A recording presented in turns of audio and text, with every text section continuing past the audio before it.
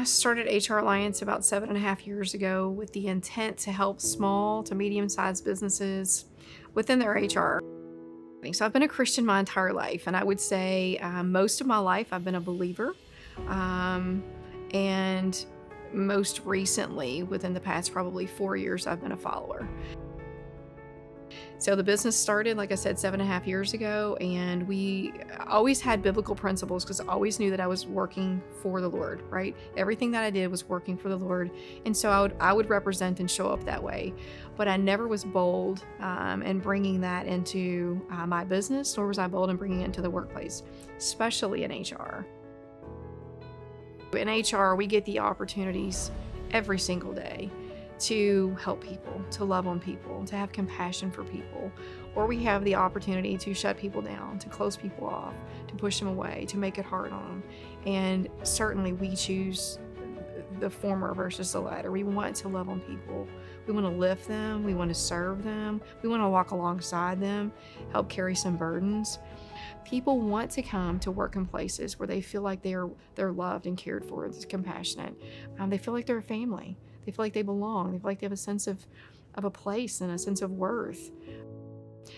I don't know if it's a movement or exposure or what's going on, but I'm just grateful to see that we have the opportunity to bring our faith into the workplace now. And no longer do we have to separate the two. The worlds get to collide. And we've always done that. That's how we as HR Alliance have represented always, but now I get to represent it boldly as this is our faith and this is why we do it. This is why we do what we do. Not just it's a policy and this is kind of our character concept, but it's character because of Jesus, because of who he is and who he walked and how he walked. And he was the greatest demonstrator of a leader and leadership. And now we get to represent that in all aspects, from how we develop policies, how we interact with people, how we show up, how we discipline or terminate or hire, or everything that we do with people. Now we get to do that through him, through his way, and through who he is and what he is and what he represents, and that's love.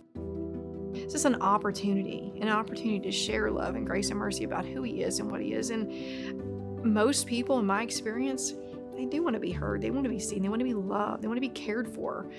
We get to help companies understand how to do that, how to walk through that, what it looks like for them specifically. Then you let God do what he does, because we're stewards, we are disciples, we are called to represent him, and the biggest part is that we show up and then get out of the way. Yes, it is absolutely possible to bring your faith into the workplace now. It always has been, but now we're learning how. We're learning why. We're not only learning that piece of it, but we're finding people want it, right? And oh my gosh, what an awesome opportunity. People are more lonely these days. They're more depressed. They're more sad. There's statistics everywhere that show those things. And we get the opportunity to help them understand how that doesn't have to happen any longer. It's more than just speaking it and saying it. It's a demonstration. And people they're clinging to that. They're wanting Bible studies. They're wanting chaplain services. They're wanting HR to speak to them in that manner. They're wanting, if they do have some type of issue, problem, corrective action, whatever, they're wanting some grace for that. They're wanting to be coached, right, and led through those processes versus, the harshness that we have of terms that we've used in the past, and they see that the practices and the approaches and the ways we go about doing things are helpful, and that it's grace-filled, that it's servant leadership, that and it works, right? The most important part's that it works. I'm so excited to see what God's going to do in this movement of loving on one another one at a time. And I think that's the focus. It truly is one at a time, one person at a time, one company at a time, one opportunity at a time. So it's not industry specific, it's not size specific, it's heart specific, and we all have one.